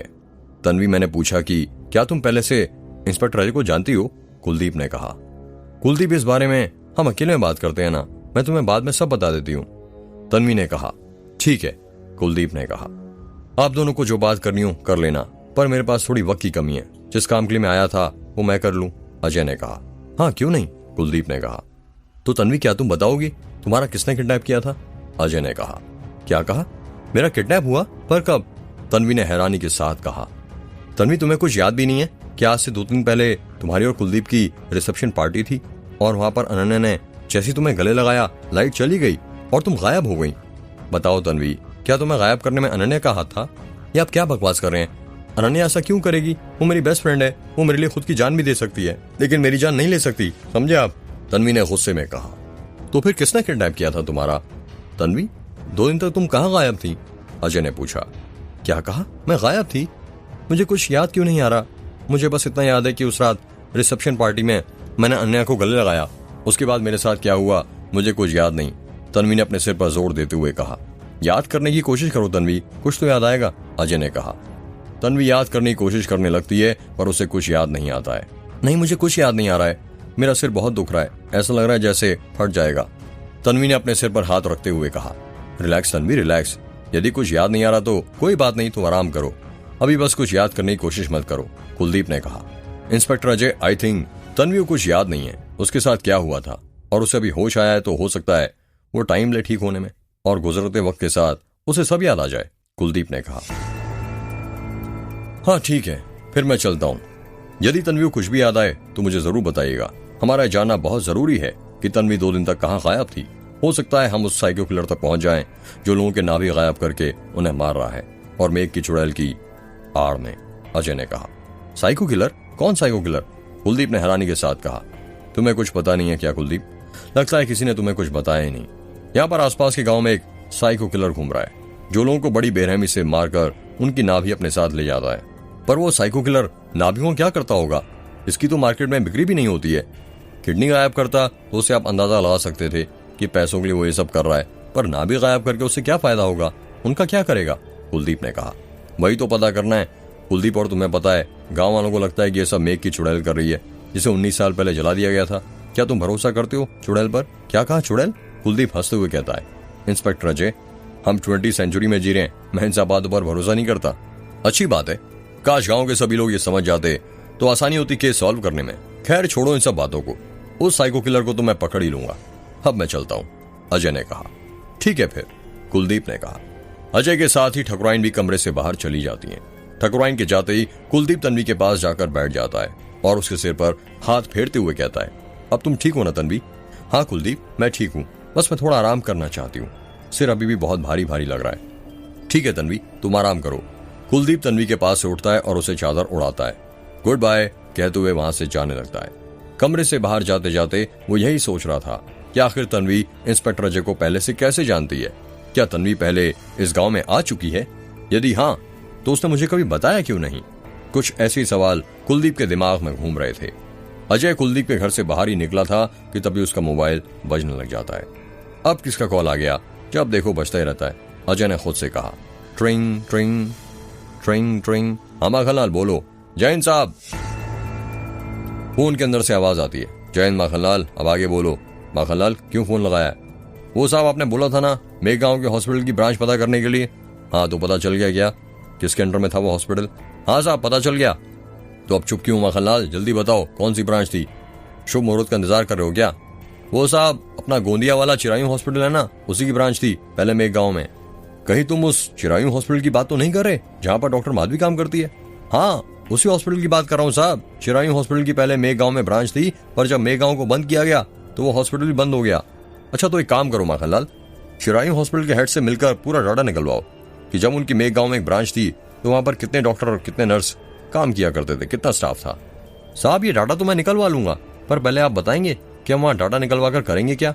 इससे हमें क्या लेना देना कि पहले मेघ के हॉस्पिटल में कौन कौन काम किया करता था?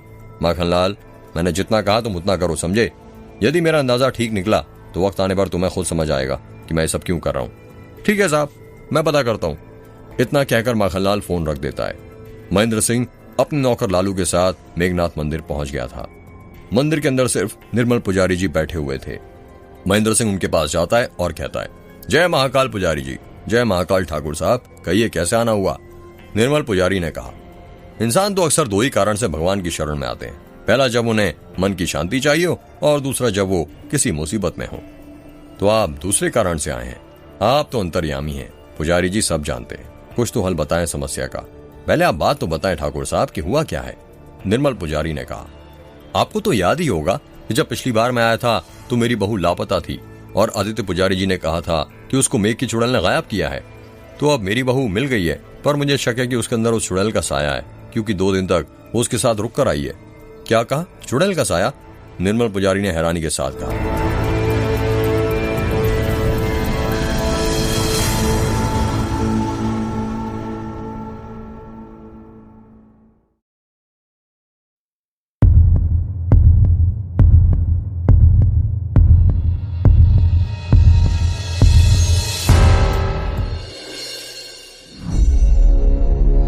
हाँ पुजारी जी, कल रात जो मैंने देखा वो मैं आपको बता नहीं सकता, महेंद्र सिंह ने कहा।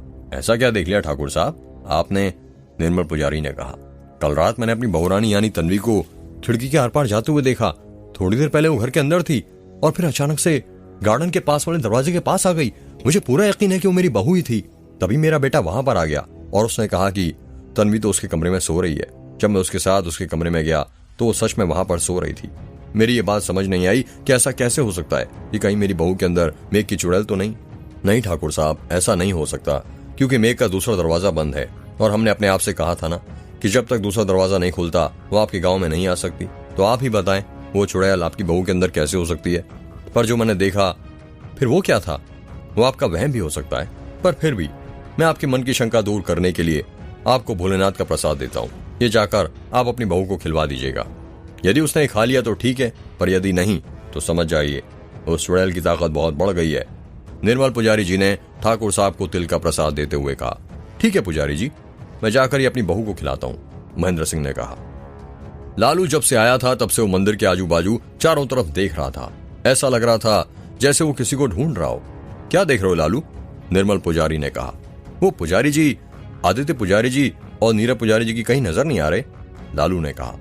वो बलमाटोला गांव गए हैं। क्या कहा? बलमाटोला गांव पर क्यों पुजारी जी? महेंद्र सिंह ने कहा। सुना है कि आपके और बलमाटोला गांव में जो कलावे बांधे गए थे उन्हें खोलकर किसी ने बलमाटोला के तालाब में ही फेंका था। अब इसी का रहस्य सुलझाने गए हैं वहां। अच्छा, महेंद्र सिंह ने कहा। जी, निर्मल पुजारी ने कहा। ठीक है पुजारी जी, फिर हम निकलते हैं। जय महाकाल, महेंद्र सिंह ने कहा। जय महाकाल, निर्मल पुजारी ने कहा। महेंद्र सिंह और लालू मेघनाथ मंदिर से चले जाते हैं। अर्जुन, रुद्र, समीर, पीयूष और अनन्या छत पर खड़े हुए थे और बातें कर रहे थे। यार तुम्हें क्या लगता है कि तन्वी को अभी तक होश आया होगा कि नहीं? अनन्या ने कहा। यार अभी तक तो आ गया होगा, अर्जुन ने कहा। तो हम उसके घर चलें क्या? उससे मिलने, उससे बात भी हो जाएगी और उससे पूछ भी लेंगे कि उसने हमें बिन बताए किसी और से शादी क्यों की, और की भी तो रुद्र के गांव के पास जो गांव है वहीं पर क्यों की? अनन्या ने कहा। यार चल तो सकते हैं, पर मुझे नहीं लगता अभी उसके घर जाना ठीक रहेगा, समीर ने कहा। हाँ समीर ठीक कह रहा है, तू क्या बोलता है? रुद्र कब चले तन्वी के ससुराल? पीयूष ने रुद्र के मजे लेते हुए कहा। रुद्र पीयूष की बात का कोई जवाब नहीं देता है। सभी लोग छत पर खड़े होकर बातें कर ही रहे थे कि तभी अर्जुन देखता है कि गांव की बहुत सारी भीड़ रुद्र की हवेली के पीछे जो जंगल है उस साइड जा रही थी। यार रुद्र, ये इतने सारे लोग तेरे घर के पीछे क्यों जा रहे हैं? अर्जुन ने कहा। यार पता नहीं, गांव में इतने सारे लोग तभी जमा होते जब कुछ बड़ा हुआ हो, रुद्र ने कहा। तो अब क्या हो गया यार? पीयूष ने कहा। पता नहीं यार, चल कर देखते हैं, समीर ने कहा। चल, रुद्र ने कहा। सभी लोग छत पर से नीचे उतर जाते हैं और नीचे जाने लगते हैं। गांव के बहुत सारे लोग रुद्र के घर के पीछे के जंगल की तरफ बढ़ रहे थे।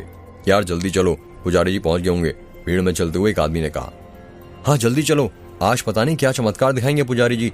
सुना है तालाब के अंदर की चुड़ैल को पकड़ने वाले हैं और उसे मुक्ति दिलाने वाले हैं, भीड़ में चलते हुए दूसरे आदमी ने कहा। रुद्र, अर्जुन, समीर, पीयूष और अनन्या रुद्र के घर के पीछे वाले तालाब के पास पहुंच जाते हैं।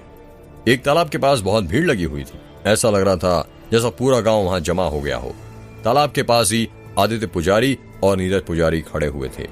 यार ये तो वही पुजारी जी है ना जिन्होंने पिछली बार स्वाति के अंदर से उस चुड़ैल की आत्मा निकाली थी, पीयूष ने कहा। हाँ वही है, रुद्र ने कहा। आदित्य पुजारी और नीरज पुजारी सबसे पहले भगवान का स्मरण करते हैं। दोनों की आंखें बंद थी। ओम नमः शिवाय, ओम नमः शिवाय, आदित्य पुजारी और नीरज पुजारी दोनों ने एक साथ कहा। कुछ देर बाद दोनों ही अपनी आंखें खोलते हैं। आदित्य पुजारी अपनी पोटली में से एक कांच की गंगा जल की बोतल निकालते हैं और ओम नमः शिवाय कहते हुए उस बोतल में की कुछ गंगा जल की बूंदें उस तालाब के पानी के अंदर फेंक देते हैं। जैसे कि आदित्य पुजारी गंगा जल की बूंदें तालाब के पानी के अंदर डालते हैं, अचानक से पानी के तालाब का पानी धीरे धीरे काला होने लगता है। तालाब का पानी काला होते हुए देख गांव वालों में हड़कंप मचने लगता है। अरे ये क्या हो रहा है हरिया, ये तालाब का पानी काला कैसे हो रहा है? भीड़ में खड़े एक आदमी ने कहा। दिख नहीं रहा, ये उसी चुड़ैल का प्रकोप है। लगता है आज तो पुजारी जी उस चुड़ैल को पकड़ ही लेंगे, भीड़ में खड़े दूसरे आदमी ने कहा। नीरज, क्या जो अनुभूति मुझे हो रही है वही तुम्हें भी हो रही है? आदित्य पुजारी ने नीरज पुजारी से कहा। हाँ आदित्य, वही अनुभूति मुझे हो रही है। यहाँ पर जरूर कोई शैतानी ताकत है, नीरज पुजारी ने कहा। रुद्र, अर्जुन, पीयूष, अनन्या और समीर भीड़ को हटाते हटाते पुजारी के नजदीक पहुंच जाते हैं। यार ये तालाब का पानी काला कैसे हो गया अचानक से? पीयूष ने कहा। पुजारी जी ने कोई सा मंत्र पढ़कर गंगाजल पानी में डाला था। जरूर पुजारी जी ने शैतानी शक्ति को पता लगाने के लिए ऐसा किया होगा, तभी इस तालाब का पानी काला हो गया है, अर्जुन ने कहा।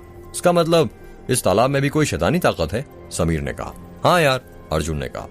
यार मैं तो पहले ही कहता था कि इस तालाब में भी कोई मायावी ताकत है, तभी तो उसने मेरा पैर पकड़ा था पिछली बार, पीयूष ने कहा। यार अभी चुप रहो और देखो, पुजारी जी ध्यान लगा रहे हैं और जितना मुझे लगता है शायद वो अपनी दैवी शक्ति से पता करें कि इस तालाब के अंदर किसकी आत्मा है, अर्जुन ने कहा। आदित्य पुजारी ओम नमः शिवाय बोलते बोलते तालाब के अंदर जाने लगते हैं। यार ये पुजारी जी पानी के अंदर कहाँ जा रहे हैं, अनन्या ने कहा। इस तालाब का पास्ट देखने कि किसकी आत्मा भड़क रही है, इतना कहकर अर्जुन वहां से जाने लगता है। यार अब तू कहाँ जा रहा है? तुझे नहीं देखना क्या तालाब के अंदर किसकी आत्मा है? पीयूष ने कहा। वही तो देखने जा रहा हूँ, पर अगर यहाँ पर है तो सिर्फ पुजारी जी ही उस आत्मा का पास देख पाएंगे, हम नहीं, अर्जुन ने कहा। पर तू कहाँ जा रहा है? समीर ने कहा। उस आत्मा का पास देखने के लिए रुद्र, मुझे ऐसी जगह चाहिए जल्दी से जल्दी जो पानी से भरी हो और जहां पर मैं अपना सिर पानी में पूरी तरह से डुबा सकूं, अर्जुन ने कहा। यार इतना सारा पानी है सामने तालाब के अंदर और एक तू है कि पानी ढूंढ रहा है, पीयूष ने कहा। ये नहीं यार, इस पानी के अंदर तो आदित्य पुजारी गए, मुझे दूसरी जगह चाहिए, अर्जुन ने कहा। हाँ एक है यहीं बगल में, एक पानी का गड्ढा है, वहां पर तू अपना सिर पानी के अंदर डाल सकता है, रुद्र ने कहा। तो जल्दी चल।